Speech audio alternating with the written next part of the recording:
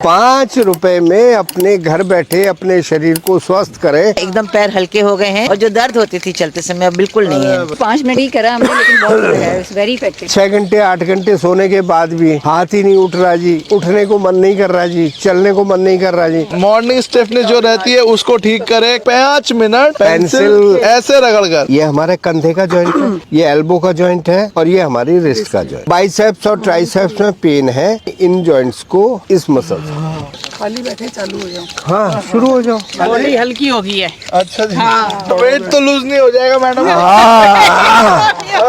ये आपका कीबोर्ड है, यहाँ टाइप करोगे स्क्रीन पे टाइप हो जाए, तो अगर यहाँ करोगे तो अंदर ऑर्गन ठीक हो जाए। कंधे का दर्द ठीक हो गया मेरा, थोड़ा थोड़ा सा हुआ था आज, तो वो निकल गया। जो लस्सी रड़कते थे हाथ से, तो उनके हाथ के प्रेशर पॉइंट अपने आप दबते थे, तो इसलिए क्लास में ना आने का बहाना नहीं। पेंसिल रगड़ कर अपने स्टिफनेस को दूर करे, शरीर को हल्का बनाए। कंधा दर्द, कमर दर्द, घुटना दर्द, उसको ठीक करे। सिर्फ 5 रुपए की पेंसिल 5 मिनट रगड़ कर 5 तरह के लाभ इस प्रकार 5 तरीके से लिया जाए। हमारी स्पाइन को लेके चलते हैं, तो हम अपनी स्पाइन को ऊपरी हिस्से को, जिसको हम सर्वाइकल एरिया कहते हैं, इसको हम 4 पार्ट में बांटते हैं। पीठ करने की जरा, तो हमारी यहाँ से लेकर टेल बोन तक ये 26 वर्टिब्रा, 7 वर्टिब्रा आपकी गर्दन के अंदर होते हैं, एक के ऊपर एक रखे होते हैं। 12 आपके अपर बैक में होते हैं, यहाँ से यहाँ तक। 5 आपकी लोअर बैक में होते हैं, और एक जो ये पेल्विक एरिया है, इसकी पीछे वाली बोन सैक्रम बोलते हैं इसको, ये भी रीढ़ की हड्डी का पार्ट है। और इसके ठीक नीचे दोनों हिप्स के सेंटर में एनस के ऊपर, जिसको टेल बोन बोलते हैं, कॉक्सिक्स बोन,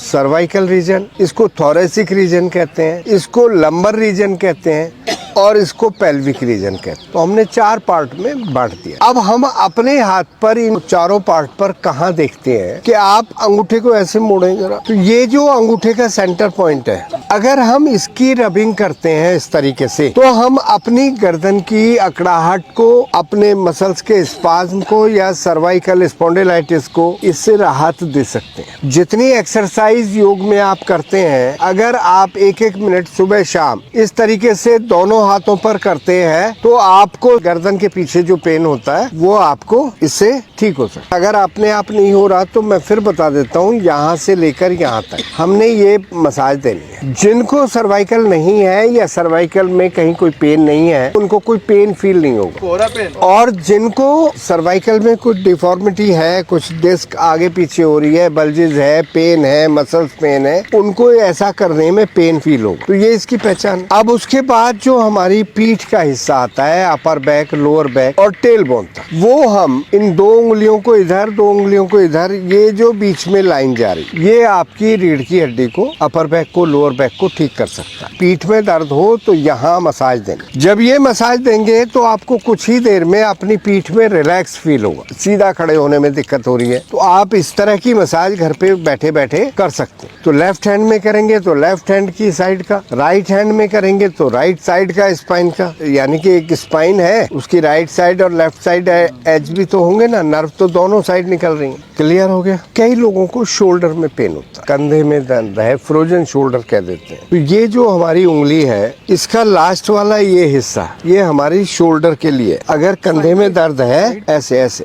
हाँ यस। हाथों में 4 उंगलियां होती, पहली उंगली और लास्ट वाली उंगली हम हाथों को ठीक करने में यूज कर सकते हैं। बीच की दोनों उंगली हम पैरों को ठीक करने में यूज कर सकते हैं। ये 2 हाथ हैं और ये 2 बीच के पैर। तो मान लिया किसी को एंकल में पेन है, बीच वाली उंगली के साइड में पहले जोड़ पर आप मसाज दें। पैर ऐसे ही तो होंगे ना, तो यहाँ टखना आ गया, यहाँ घुटना आ गया, यहाँ हमारा हिप जॉइंट आ गया। टखना कहाँ? नीचे, मतलब ऐसे करोगे तो सबसे पहला तो टखने में करना है, तो आपने इस तरीके से मसाज देनी, दोनों हाथों की दोनों उंगलियों, चारों साइड हो। ऐसे कोई प्रेशर नहीं आएगा ना। इस तरीके से एजेस जो हैं इस पेंसिल के, वो एजेस आपके पॉइंट्स को रब करेंगे। ऐसे ही दूसरी साइड कर सकते हैं। घुटने में है तो आप सेंटर जॉइंट को करेंगे, ऐसे ही चारों साइड। हाँ, ऊपर से भी करेंगे, यहाँ भी दर्द हो सकता है, यहाँ भी और नीचे भी। तो हम इसको जोड़ को पहले बाहर से, अंदर से, ऊपर से, नीचे से। अब ये 2 पैर बताए, जैसे मैंने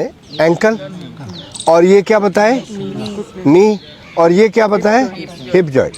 अब आपके एंकल और नी के बीच में काफ है, नी और हिप जॉइंट के बीच में ये थाई है। तो आप यहाँ देखें, ये एंकल है, ये नी है, इसके बीच में अगर हम यहाँ मसाज देते हैं तो आप अपनी काफ को ठीक कर सकते हैं। तो ना केवल जॉइंट्स बल्कि मसल्स को भी एक्टिवेट कर सकते हैं। अब नी और हिप जॉइंट के बीच में क्या है? थाई। तो थाई के लिए आप यहाँ मसाज दें।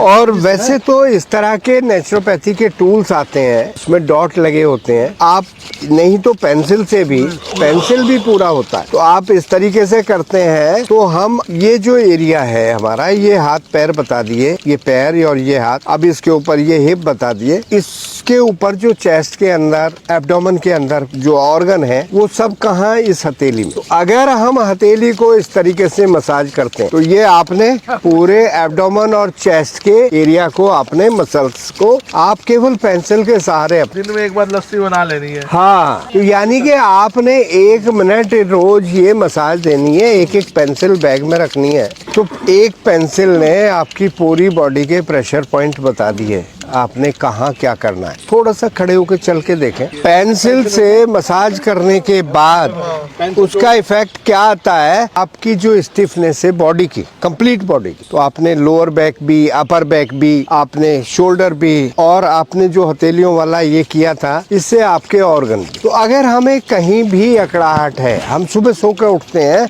तो स्टिफ हुए मिलते हैं, तो केवल बिस्तर पर बैठे बैठे इस तरीके से पेंसिल से इलाज करें। तो फिर क्या करना होगा?